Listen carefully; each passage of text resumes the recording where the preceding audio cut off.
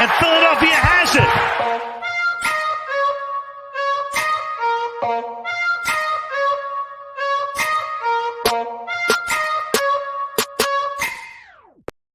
What is going on, everybody? Welcome back to DSM pregame live, streaming to you here exclusively on DSM Media's YouTube channel. Guys, if you're new to the channel, make sure to check us out on Twitter first at DSM_media.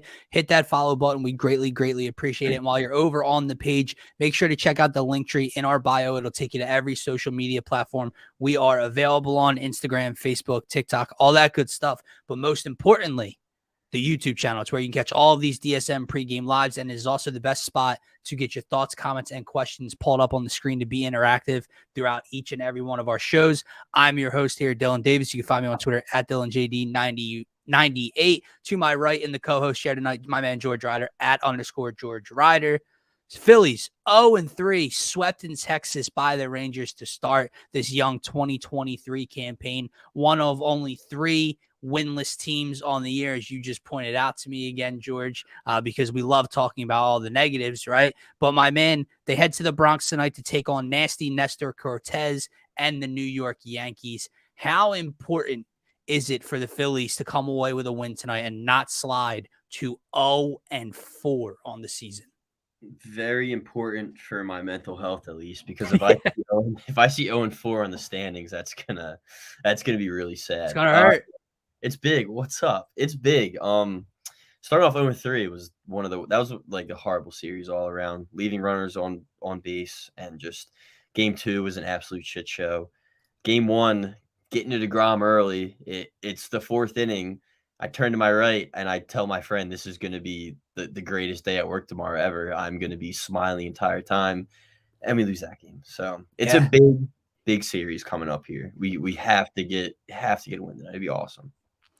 So Stott is back in the lineup. Bullying works, kids. No, I'm just kidding. But apparently Rob Tom, I don't know what changed, but Josh Harrison is no longer starting at second base tonight. Bryson Stott is in the starting lineup, as he should be, after a 2-hit, 1-walk performance against the lefty Martin Perez last night. And yeah, man, I was as well. And now I am not in the boat of panic mode or the full Negadelphia mode where he can't handle the load and he can't be an everyday manager, but he got outclassed by Bruce Bochy last night on national television. That was clear as day. I said this to you, man. I'll throw this to you. I said this on the game recap, excuse me. If you want to start Josh Harrison or Edmundo Sosa one day, that's fine. That's what they're here for. If you want to start Christian Pache somewhere down the line when Kevin Long gets to work with him for a little while, that's fine. But you never, under any circumstances, A, start Christian Pache last night, and B, start all three of them in the same lineup. Agreed. And was horrible last night. And you were 100% like he was not pushing the right buttons. Pache getting those big at-bats down the stretch. Like it was karma at its finest. Yeah, he should have been out of the game way before that. And it's just like, it's stuff like that I'm not going to ring Topper out, but he was completely outmatched last night. And it was bad. It doesn't help that the Rangers defense was literally the most impactful. Lights out. I text you that, like, oh, they're perfect tonight. Corey Seager going back for that. Like, it was just everything was absolutely perfect for them. That game went absolutely perfect for them. Phillies left way too many runners on base, which we were texting, and it's like the 4th inning after they scored the first and second, and it was, and then the inning ends, and it's like, you're not going to win games like this. It's inexcusable. It just is. No, you only get so many passes and so many mistakes to be made, especially against a guy like Martin Perez. Not going to harp on the past too much longer. But just speaking of the Rob Thompson decision, it reeked of desperation. It reeked of a bad start, 0-2, getting beat down 16-3 the day prior, having to throw Josh Harrison on the mound in the 8th inning. And he wanted to tweak something. And unfortunately, the issue of the first 2 days was the pitching. The pitching fixed itself on Sunday Night Baseball, and he tweaked one too many things in the lineup last night. And unfortunately, it turned out to be costly for the Phillies, man. But let's get into this matchup tonight. Like we said, not a great start, but we move forward to the Bronx, taking on in what some people's minds could be the favorite to come out of the American League this year. Aaron Judge, nasty Nestor Cortez, and the boys will be ready for the Phillies tonight. Let's start right there with Cortez and this pitching matchup. Cortez versus Taijuan Walker. Now, let's hope that Taijuan Walker has his best stuff. Why? Because, speaking of Rob Thompson, he decided that he wanted Taijuan to throw tonight against this right-handed dominant Yankees lineup rather than last night. So he gave Falter the nod in Texas. George, what are you looking at in this pitching matchup? Well, obviously we know who Nestor is. He's absolutely outstanding. Taijuan getting a little break because of WBC. He looked pretty good in the WBC. I think it's great that he pitched there and he pitched up until the semifinals. His arm is definitely loose. He's definitely feeling good. Obviously this Yankees lineup is freaking awesome. Like the top of that order is great.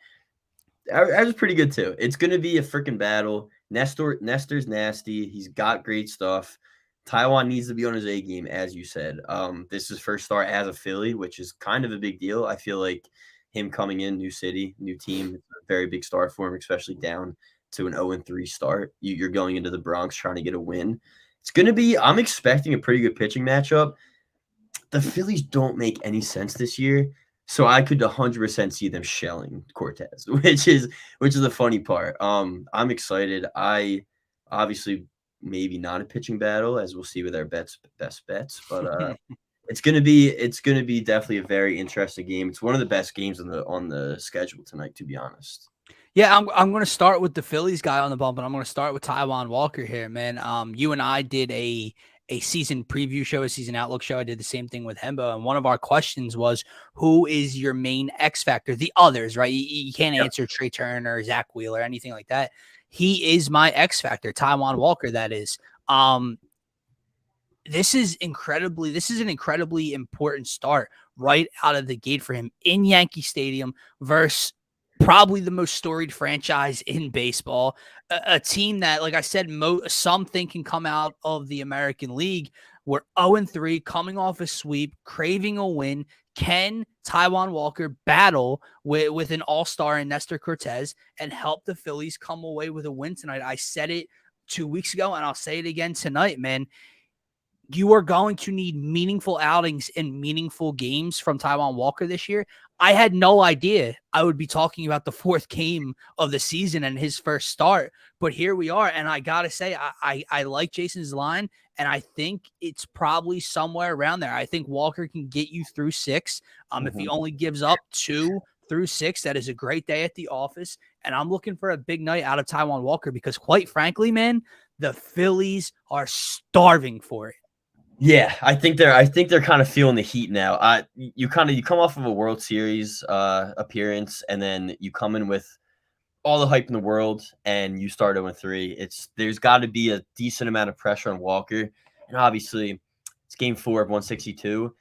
Let's be honest, like in the long run, every game does matter. Like it does, and the National League is a gauntlet. Like it's very, very tough. So specifically our own division. Even that, yeah, and I don't even expect to win the division, so it's crazy. You're 100% right. This is a huge game for Walker, even though it's Game 4. I see him going out there and giving you a solid game. I think this game's gonna be close. I don't see us getting blown out, man. I really don't. I know this Yankees team is freaking good, and they are rolling, and Judge is on fire, but I'm excited. I'm very excited to see Walker as a Philly, just his first appearance. Me too. Got to be some pressure on him, but I've been anticipating this. I mean, he's not the shiny new toy like Trey, right? He's not a star. He's not even an all-star or anything like that, but he's a solid 3-4 rotation piece, man. And I honestly think that tonight is one of the biggest starts he's going to have because, like I said, they so desperately need this win. I agree with you. I've been preaching it since the opening day loss, the collapse, the 16-3 route. Listen, 3 games is not going to define this season, right? Remember last year they got swept by the Cubs in August or late July. Like the emphasis on opening day and opening weekend is just that. It's because baseball's back and it's new and you want to jump out to a quick start. If they got swept by the Rangers in June, no one would be blinking an eye. No one would be freaking out like this. However, with that said, while I'm nowhere near panic mode, you got to get a win at some point. You cannot dig yourself into a 0-5 1, God forbid, 1-6, 0-6 type of start. And if you look at this in a grander scope here, you have Matt Strahm on the mound tomorrow against this Yankees lineup. Then you have Nola bouncing back, who we would hope can have a bounce back performance. Early on in the year, coming off his, one of his worst performances that we've seen in recent history. He's an unknown at the moment, right? So he's a wild card. You need a consistent, solid start from Taijuan Walker, man. But I think you get it. You put it in a good sense too, because you do have Matt Strahm going tomorrow, and Matt Strahm, historically a very, very, very rough starting pitcher. And then I love him in the bullpen. Yeah, love him in the bullpen. And then after this, you look at the schedule: Cincinnati, Miami, Cincinnati again, Chicago, Colorado's. You got a very softer schedule coming up after this. Yeah. Give me a win tonight. It takes so much pressure off. Getting a win out of the way, like, it's just gonna weight off their shoulder. Part of me is like, maybe they're a little shaken up still by Reese. Even if they are, suck it the fuck up. I mean, it's time. It's time. It's fucking over. It's over with. Whatever. You gotta get a win. Gotta get a win. I completely agree with you, man. Now let's move forward to our lineup card portion of the show. And to Jason's point here, Trey Turner leads off last night's game with a double, right? And they don't even move him over.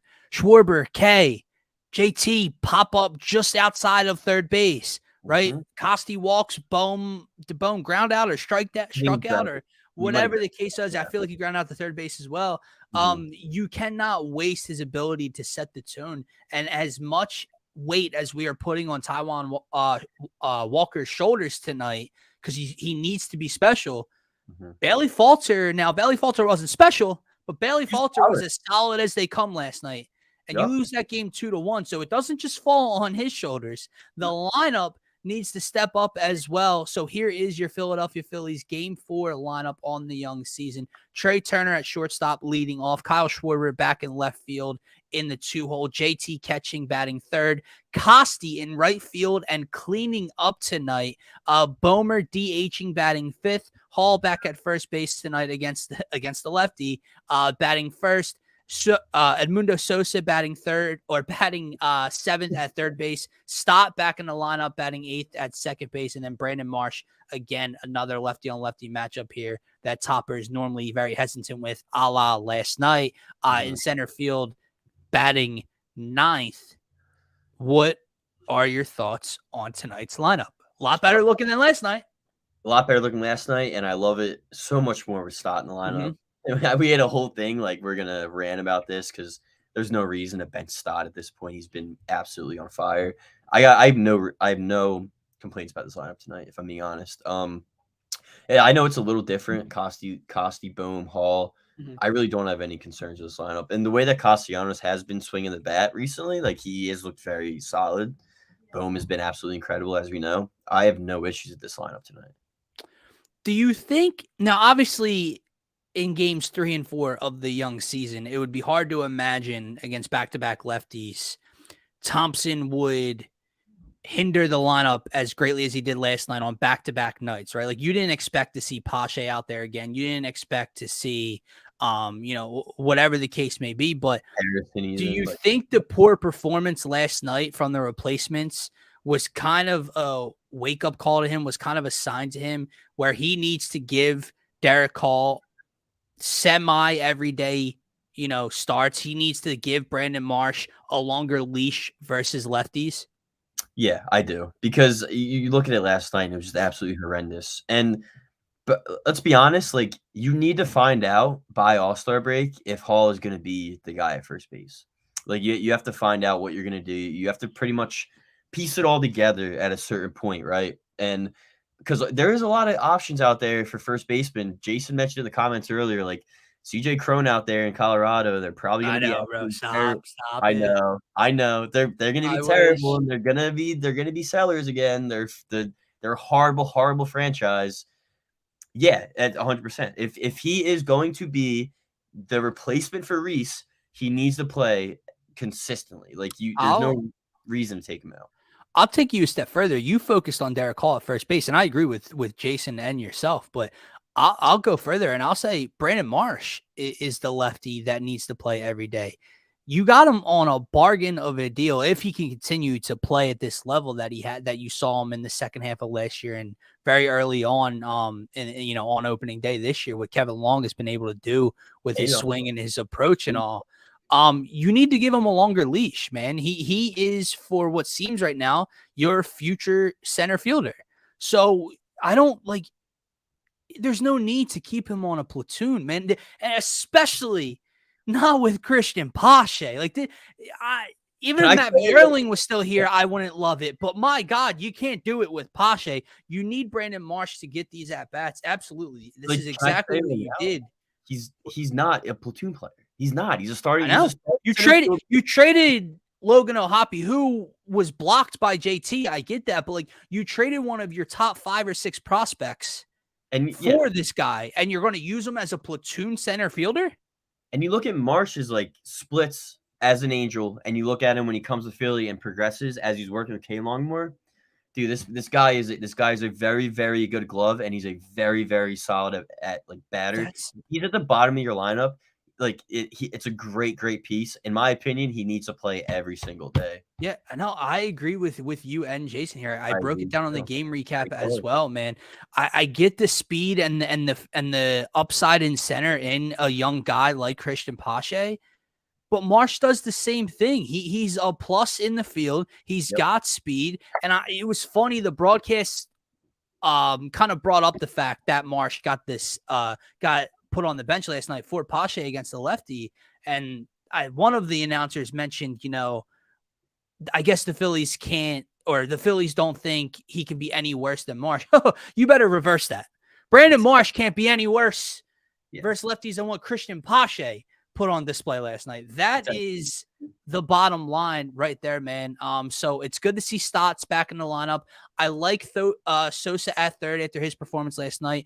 Bohm DHing, obviously you need to get Hall in the lineup, but Bohm DHing is a little concerning to me because you're 4 games in and Bohm has now started at third base, first base, and DH.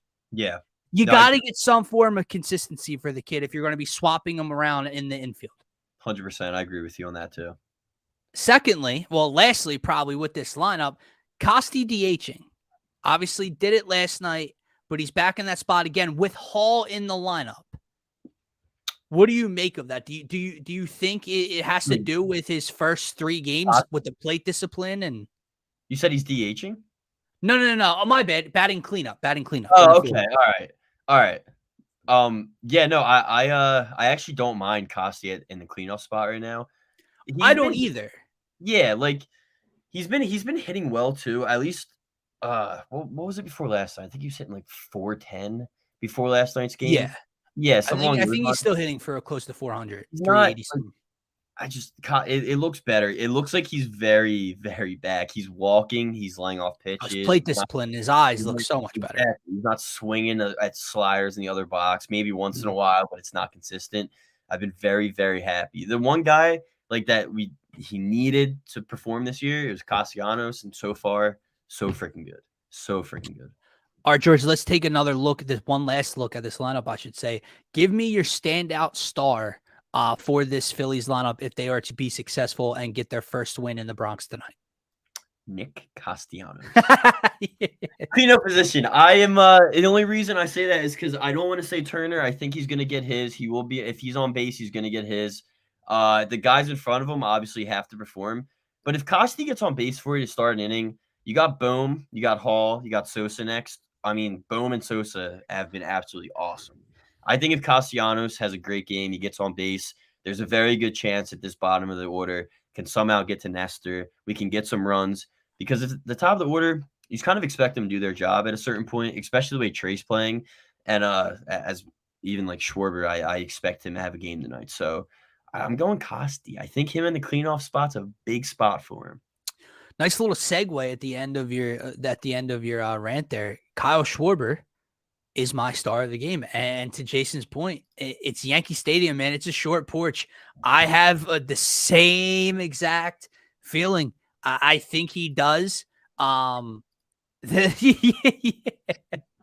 I really do. I think Kyle Schwarber, and I think here's why he's my star of the game, and he's the important piece tonight for me. You saw kind of him let out a sarcastic but frustrated celebration after he blooped a single into right center last night, right? It was his first hit of the season through 3 games. I know Trey's the table setter. Kyle's the tone setter. Yeah. With the ability to go deep against anybody at any moment, in any moment of account, no matter what it is. He was their leader for so much of last year. He needs to get it going. He is like the glue to this lineup. When you're missing Reese, when you're missing Bryce, I know it's hard to ask him to be consistent because it's the opposite of what kind of hitter and player he is.